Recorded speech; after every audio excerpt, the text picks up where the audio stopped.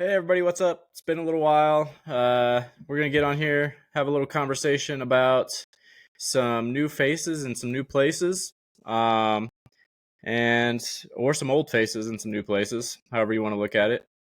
And but we're gonna kick this off with a little news about Brandon Aiyuk. I am literally about sick of the situation. It is back and forth. Aiyuk needs to figure out what he wants because I don't understand how the 49ers are letting him get away with what he's getting away with. He wants everything. He wants the money. He wants to win. Like, I get it, but the Browns have offered the 49ers a pretty legit trade and Amari Cooper a second and a fifth. The Patriots offered Brandon Aiyuk the money he was looking for at $32 million a year. He said no. So it looks like it's Steelers or bust for Brandon Aiyuk. But the Steelers don't want to give up what the 49ers want, which is either Freiermuth or George Pickens. Yeah. So I don't know. 49ers just need to make the decision for him and trade him and let him figure out his contract situation on the other side. Because right now it's becoming a distraction to their team. I don't think he's going to get traded, to be honest. I think yesterday they said he opened up negotiations again. Yeah. I don't know what the package would be if they did trade Freiermuth, but I like the Steelers, but I'm okay with getting rid of Freiermuth for him. I don't know what else they'd have to give up. Plus, then you would have to pay him that money, and I don't really like that either. But yeah, he just seems like too much of a distraction. If I were the other teams, I would just drop out, let it go, and move on. Yeah.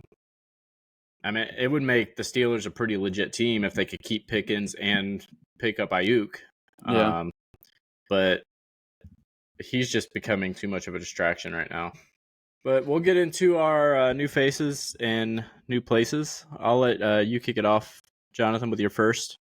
Okay. I have two positives and one it's just neutral, I guess, however you want to look at it. But the first one I'll pick is Derrick Henry, formerly on the Titans. Now he's on the Ravens. Immediately whenever he got signed to the Ravens, I think everybody's reaction was like, "Oh shit, this could be amazing." And I don't know how you feel about it, but I like it, especially where he's going. He's going around that 2-3 turn, so he'd be your second pick, and if you can get away with it, getting him in the third, that'd be amazing. But I don't really see that happening. I think they've always had like a hodgepodge of running backs lately. J.K. Dobbins always getting hurt. Gus Edwards, Justice Hill, Keaton Mitchell, like all these random dudes giving you production. I think Gus Edwards was he was like an RB2 pretty much last year whenever he took over, and he had a decent amount of touchdowns between him and the other guys. Just taking over the backfield. I know Lamar is going to get his rushing touchdowns, but he's not one of those guys like Hurts or Allen who are going to be QB sneaking or anything like that on the goal line. Whenever you have a defensive end at running back, I think they're going to use him in that red zone and save Lamar a little bit. And then you just add that to the Ravens because they're going to be in a positive game scripts most games more often than not, right? So they're just going to try to run it out. And I think whenever you have a big-ass dude like Derrick Henry, you could kind of save Lamar a little bit on that running. Yep. When I first heard this, I was like stoked. I was like, I'm trying to get Henry this year. Oh, yeah. What a lot of people don't realize is the Ravens went from one of the best offensive lines in the league to they lost 3 starting offensive linemen from last year. Yeah. So that's a concern because everybody was excited. Henry behind a good offensive line finally. Well, that's not necessarily the case. He could still be behind a crap offensive line. Mm-hmm. So I'm still excited about it. I still think it's next to impossible to figure out who are you gonna pick to cover. Are you gonna cover Lamar on the QB Oh yeah, the end read around. options are going to be Yeah, insane, man. so that's exciting to see. Um, but when I get into my next one, he's going right around the same area as Henry, and I would probably take Henry over him. Yeah, I don't know But exactly what to think with Mark Andrews because if Andrews isn't there, then I think the first option in the red zone is Henry. I still oh, think absolutely. he will be the first option regardless. But if you have Mark Andrews healthy and likely available, um, I think those are two big tight ends that you have to account for to steal some Mhm. touchdowns. But I think Henry has a Jamal Williams-esque type of season potential, but with actual yardage and running back production other than just 18, 19 touchdowns. Yeah, for sure.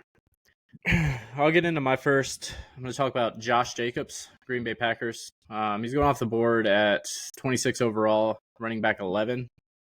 So here's my concerns with him starting out. The biggest is you're banking on volume with Josh Jacobs. He wasn't efficient last year with 3.45 yards per carry. He's also never really been a big playback. In his career, only 5 of his 46 touchdowns have gone for over 20 yards. Um, and if you've watched Matt LaFleur as a head coach calling plays as well as a offensive coordinator in Tennessee, he's never been a one back coach. He's always been running Committee. back by committee. Yep. And even with Derrick Henry in 2018, Deion Lewis took 155 carries to Henry's 215. So that tells you right there, Henry is the workhorse he's been in his career. Even with him, LaFleur still almost split the backfield with Deion Lewis, who was like half his size. um, Green Bay's offensive line is projected to be in the bottom half of the league this year, which also doesn't bode well for Jacobs. And he's never really been a big part of the passing game, but that could change this year. Aaron Jones gone from Green Bay, and they don't really have a pure receiving back in that backfield. So Jacobs could take a step forward and probably have career highs in receptions and targets this year back there. And he's getting paid as an RB1. 4 years, $48 million deal he got from Green Bay. And he leads the league in forced missed tackles since 2019 with 295 missed tackles. I mean, obviously, a lot of concerns there with Jacobs, and he's going as the RB11 off the board, which you're asking a lot with those concerns for him to finish at that level. Going around him, you got Derrick Henry, Travis Kelce, Nico Collins, Mike Evans, Deebo Samuel, and really, depending on what happens with Aiyuk, I would take all of them. Yeah. I would take all of them over them. Probably wouldn't take Kelce only because I don't want to draft a tight end that early. So it really depends on team build, but all the other ones I'm taking over him. Henry for sure, and the receivers probably as well. Yeah, I agree with pretty much everything you said. The Green Bay head coach has been on record so many times saying that they don't like to use one guy and they like a committee. Even back to the Jamal Williams and Aaron Jones days and AJ Dillon and all these other guys, he doesn't, and the Titans. He doesn't like to only use the one guy. His contract is kind of weird because it's a 4.48, but I think they can get out of it at the end of this year with very minimal dead cap. It's either this year or next year. It's a weird contract if you actually look into it. But I mean, he has, based on where you draft him, he basically has to have a good year to return the value. But I do think there's possibility for it because he's on Green Bay, and they're projected to have a pretty good offense. Yeah. Overall, and usually you want to get running backs on a great offense. That's how they get the touchdowns and finish high. Yeah, I don't like him in the position he's going. I think that's the only reason I wouldn't draft him. There's too many questions around him, but I'd yeah, much rather he could, if they give him enough, he could for sure finish at that RB11 or higher. But I'd rather have the upside of Derrick Henry in that Baltimore offense. Yeah, definitely. What do you got for us next? Well, I got Saquon Barkley at 2, or as my second pick.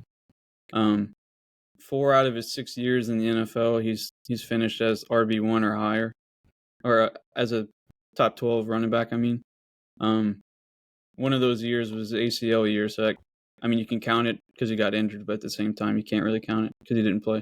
Mm-hmm. But um, I don't know offhand how many touchdowns Jalen Hurts has taken from the running back since he's entered, but um, I think that's a pretty big topic from a lot of people as a tush push and how many touchdowns Jalen Hurts steals. But I don't know if it's because of Jason Kelsey or just how good that O line is. Um, also, And they had Saquon Barkley's not going to go down at the 1 as often as the other running backs have. DeAndre Swift went down inside the 5, I think 15 times last year. Mm-hmm. Or he had 15 carries inside the 5 last year, and I don't know how many times he went down within the 5-yard line. But he's the best running back they've had since LaShawn McCoy. Easy. Yep. I think he's insane. I think it depends on what platform you play on, like half point or PPR, because I think he's a better PPR option than half point.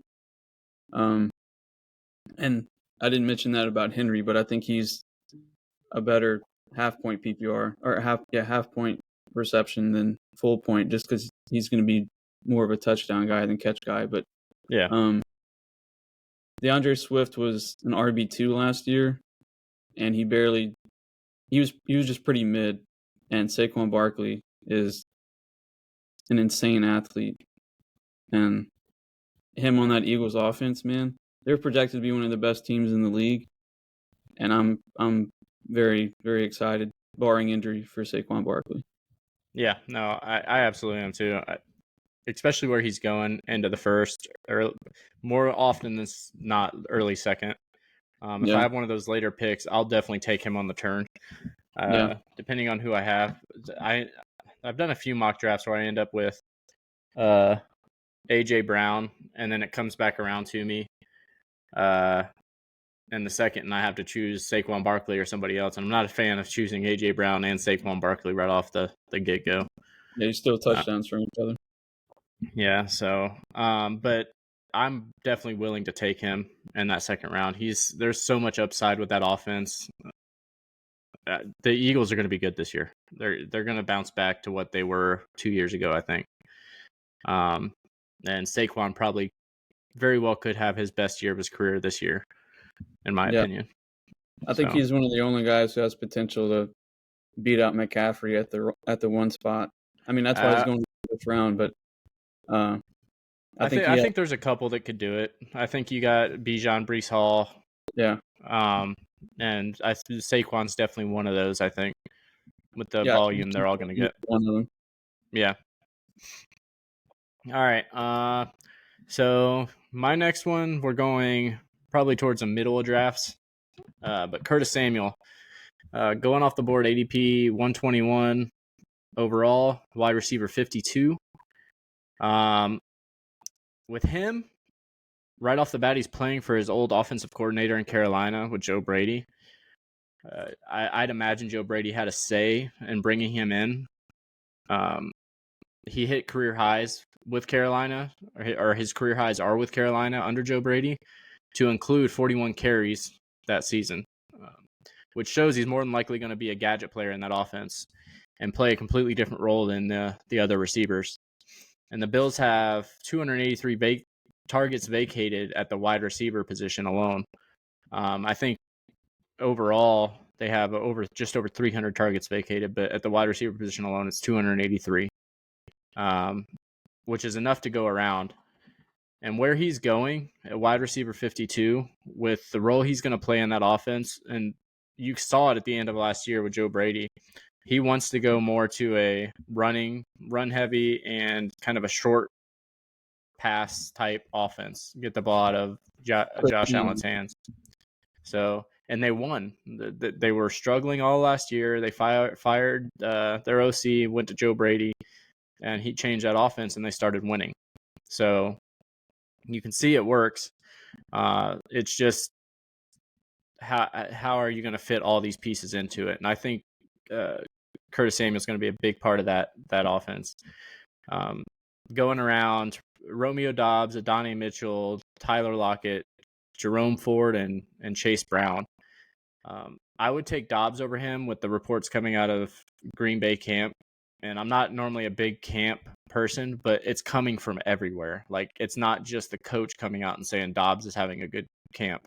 It's the cornerback saying Doubs is the most consistent and always Jordan Love's favorite. It's the fact that Christian Watson's already popping up on the injury report, which we've seen him the past couple years all over the injury report.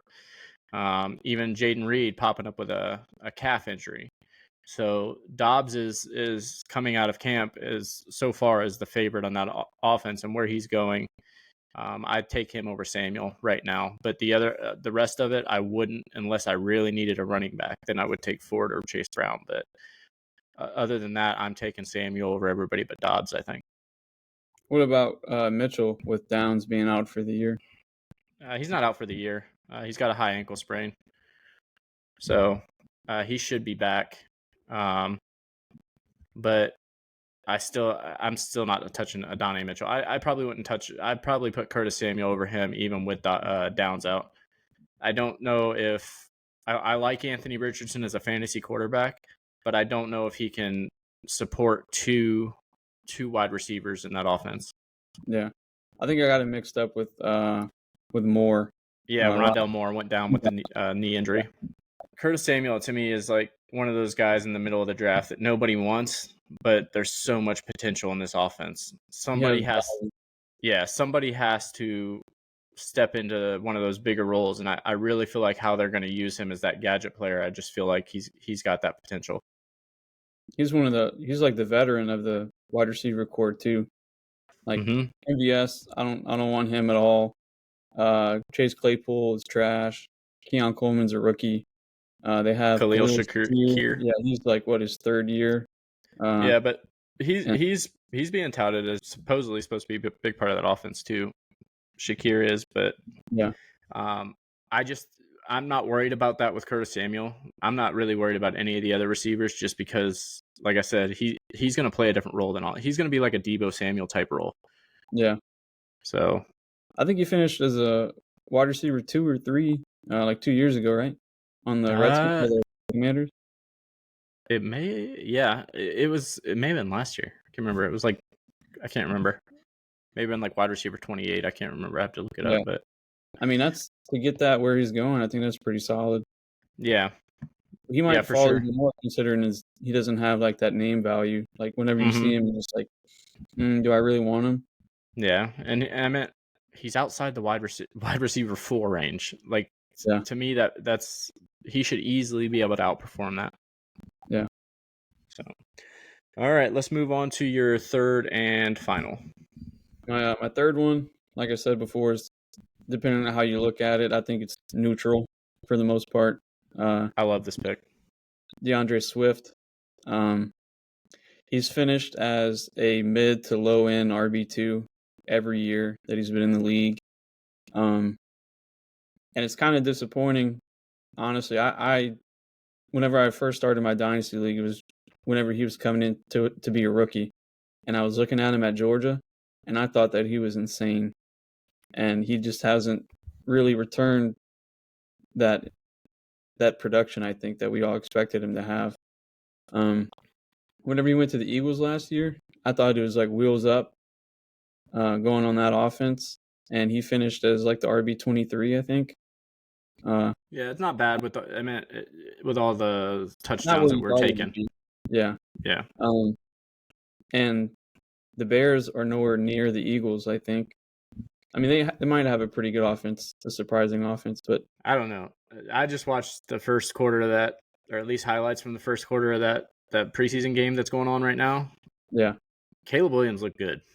Yeah, I mean, it is preseason, but yeah, and he had DeAndre Swift had a 42-yard reception from Caleb Williams. So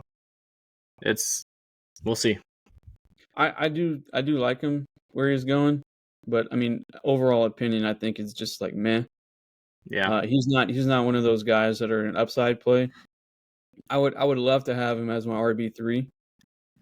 I know he finishes normally as a RB2, but I don't want him as my RB2. I don't know if that makes sense or not, but No, it does. I don't I don't really whenever I look at my lineup, I don't want DeAndre Swift to be my second running back. If I can Mm-hmm. get him as my third, that'd be great. And he's going in the middle of the 6th round.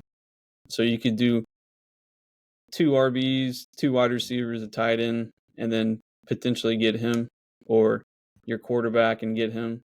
Whatever team makeup you want. But he's just one of those guys that I think will get you probably like 8 to 13 points. Just depends on if he gets a touchdown that week. It'll be a little more, but he's a safe option. And depending on how you play, there's guys that are going around him that I think have higher upside, and I think I'd rather them more than the flat line 8 to 10 points, 8 to 13 points, whatever that he's going to give you a week. It is nice to have one of those guys that you'll be like, all right, his point projections going to be close to what they actually say, and then you have to think about your other guys. But I like to play to win, and he could have a really good year. He could finish as like a high end 2, like 12 to 15 range possibly with that Bears offense, if Yeah. it's anywhere near what the people are saying. But I don't, like I said, I think I like some other guys around there. Yeah. I mean, what excites me about Swift is like Bears went out and got their guy. He was the He priority was on their list. the very first running back taken. Yeah, I didn't say Yep. that. He was their priority on the list when free agency opened up. And one of the first plays of Bears offensive preseason, he was their priority in getting them the ball. Mm-hmm. However, I was, like I said, I was watching a little bit of it. Khalil Herbert was still involved a lot on the ground. So Yeah, it makes me wonder how much they're going to just try to use Swift out of like a slot role, which I could see. But that just adds another target competition and with all those receivers. So yeah. that worries me a little bit on how many carries they're actually going to give them. They had a big mix of guys last year between Herbert, Deontay Foreman, and Roshan Roshan. Johnson. Yeah. Justin Fields too was in the mix. He's not going to have as much running worry from the quarterback because of Caleb Williams now, but 2 of those 3 other guys that I said at running back are still there, and then Mm-hmm. they added Keenan Allen. So Yeah. I do like him if I can get him as my 3, like I said, but Yeah. I don't want him as my 2. All right. I'll move on to my third guy. It's a guy that a lot of people were overlooking this year, and I understand their reasoning. Talking about Deontay Johnson, receiver for the Carolina Panthers. Obviously, the biggest worry with Deontay Johnson is quarterback play. Can Bryce Young take a step forward in the Dave Canales offense this year? I've said it before a lot. Dave Canales has turned quarterbacks into stars that shouldn't be stars. Geno Smith, Baker Mayfield, just haven't performed throughout their career. But when Dave Canales takes over as offensive coordinator, all of a sudden they start performing. So we'll see if he can do the same thing with Bryce Young in his second year. Deontay Johnson also is going to be moving back into the X role or X receiver for Carolina this year, which is a position he succeeded in the past.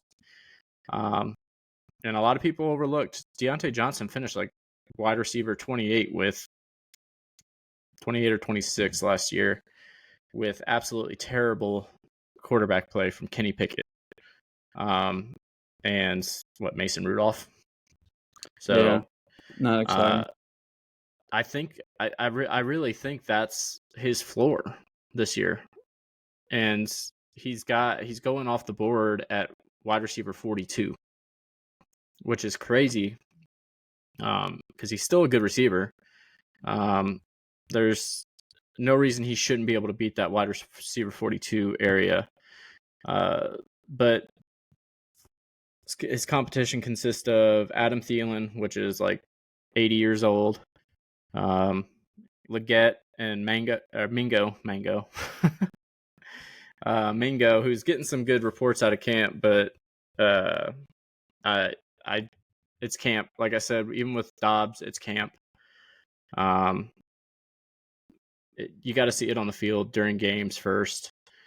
Bryce Young also targeted receivers more than most quarterbacks last year before running backs and tight ends. He targeted his first read more than most quarterbacks as well last year. And you could probably expect that Deontay Johnson's going to be his first read this year because he's going to look for that short across the middle option, and Deontay Johnson's probably going to play that role. And I'd imagine Canales is going to want to get the ball out of Young's hands pretty quick this year, considering he took 62 sacks last year, which is stupid amount for a rookie quarterback. Any quarterback really, but I'm a fan of taking Deontay Johnson if it's right, if my build's right. I haven't really taken him in many mock drafts. He's going around Lad McConkey, DeAndre Hopkins, Brian Thomas, and Keon Coleman. Probably take Lad McConkey over him, although he is dealing with an injury right now, as well as Herbert's dealing with an injury right now. But I take Deontay over DeAndre Hopkins, Brian Thomas, and it's pretty close between him and Keon Coleman, considering the offense Coleman's in as well. Like McConkey, he went to an offense that is the second most targets vacated. McConkey's in the offense with the most targets vacated. So I think I would probably take those two over him. But beyond that, the other two, I would take Deontay. Yeah, it's just him and the rookies in that range. Yeah. So I echo everything you just said. I really like where he's going because he'd be your flex option or on your bench potentially. And that's, I mean, the value that he can bring you, I think, is slept on this year. I don't think he's going to finish as a RB or a wide receiver one, but Adam Thielen for a while last year was a top 10 wide receiver. Like the beginning portion of the year, he was getting fed like crazy, and I don't think Thielen's going to be as involved this year. I think Johnson's just a younger, better Thielen. I don't like Mingo anymore. I know you said he has camp reports, but that doesn't really mean that much to me because last year whenever he played, he didn't do much. And that's also on Bryce Young too in the offense. But I think they're gonna do those quick checkdowns, like you said, and Deontay Johnson's one of those like slant kind of guys, like a stick route, do a quick little few yard route and just sit there in the zone, try to get open.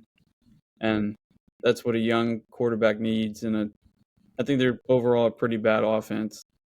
And just to get the chains moving, the ball rolling, that's the kind of plays that you want to bring up is those little quick little hitches and stuff.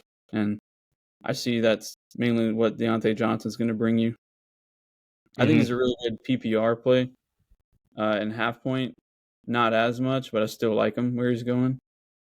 But I really like the pick. Yeah, for sure.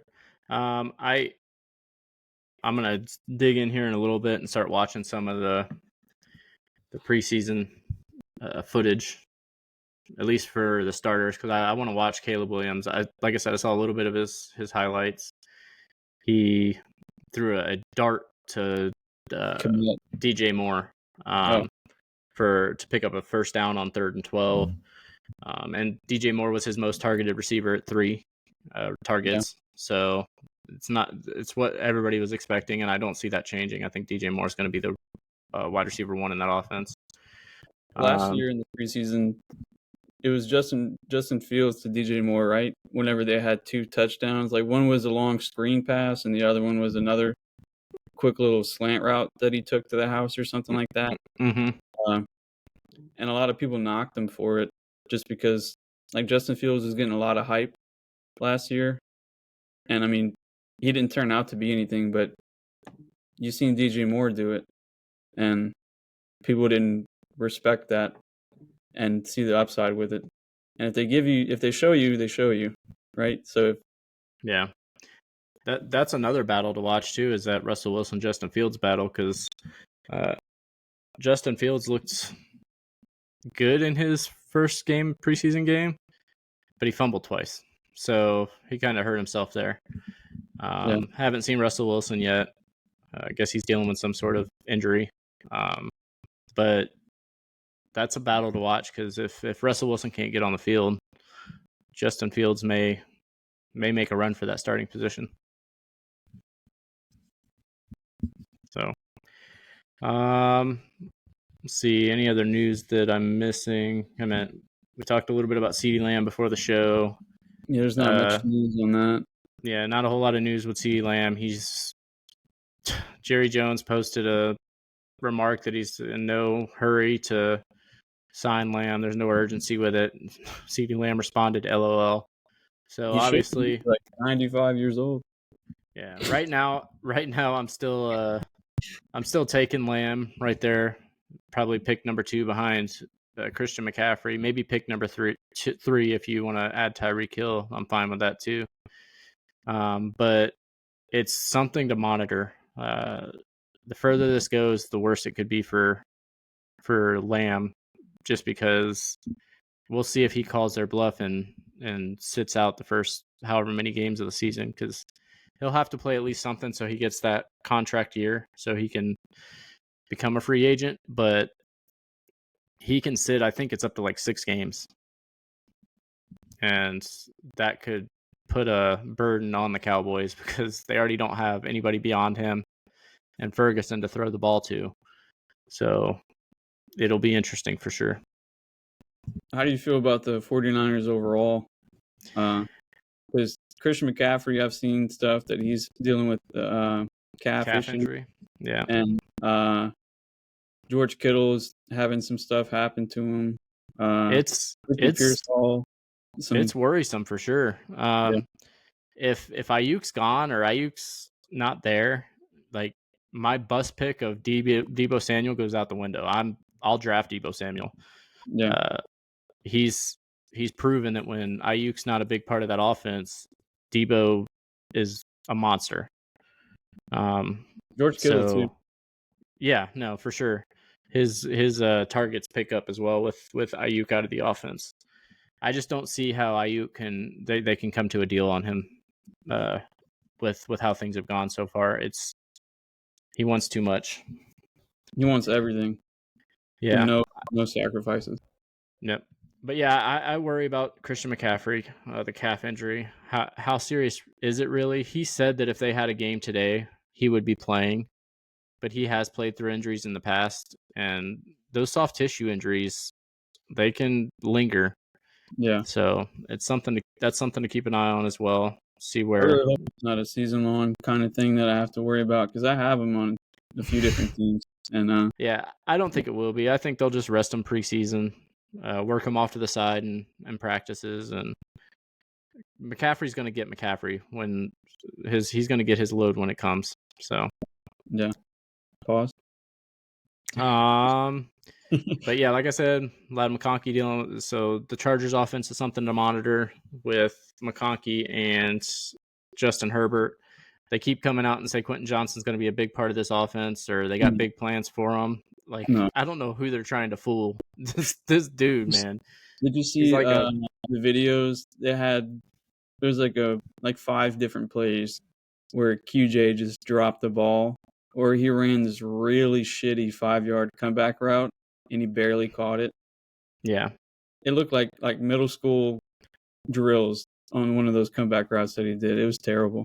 Well, there was a video of him working out with Marvin Harrison earlier in the offseason too, where like you can just see the difference in a pedigree of a receiver with that video, because if you watch Marvin Harrison, if you watch Marvin Harrison, his hands are moving to the ball. Like he goes and gets the ball.